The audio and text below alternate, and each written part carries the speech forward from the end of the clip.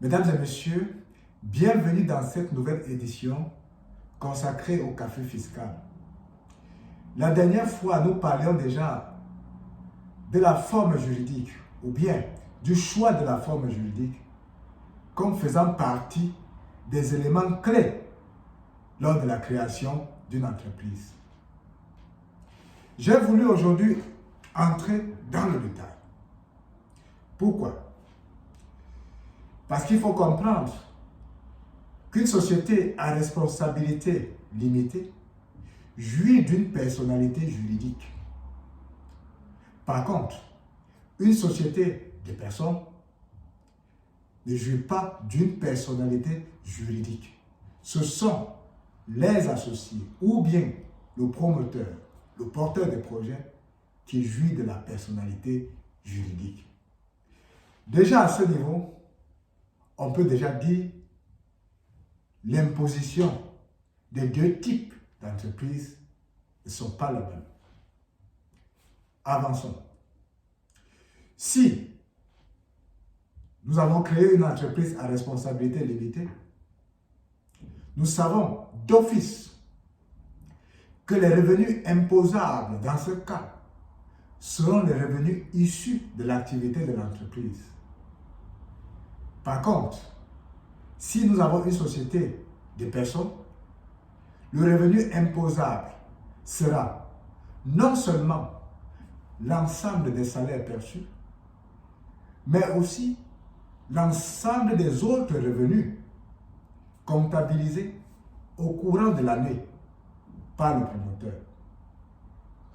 À titre d'exemple, considérons M. X, chef d'entreprise individuelle, se faisant payer par mois un montant de 1000 francs, 1000 euros. On a 1000 francs. À la fin de l'année, monsieur aura reçu 12 000 euros comme salaire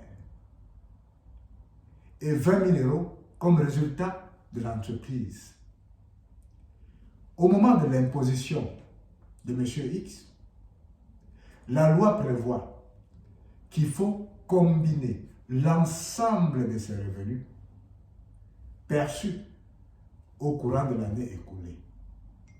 Pour M. X, il sera donc question de rassembler et son salaire et le revenu de l'entreprise durant l'année écoulée. Et c'est ça, la somme de tout cela, qui constituera le revenu imposable. Par contre, dans une société à responsabilité limitée, le salaire du dirigeant est déductible.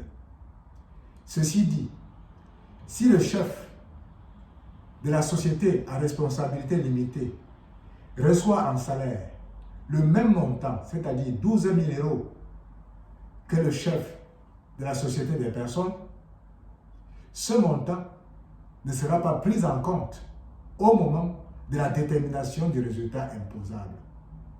Vous voyez déjà que au niveau de la société à responsabilité limitée, l'entreprise sera imposée uniquement sur son résultat net. Donc, le choix de la forme juridique est un levier sur lequel tout promoteur, tout créateur d'entreprise doit tenir compte au moment de la création d'entreprise.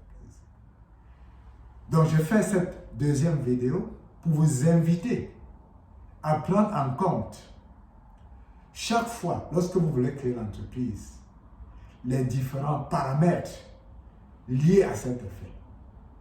Prenez en compte la forme juridique, prenez en compte ces éléments, favorisent aux promoteurs d'atteindre rapidement ces objectifs.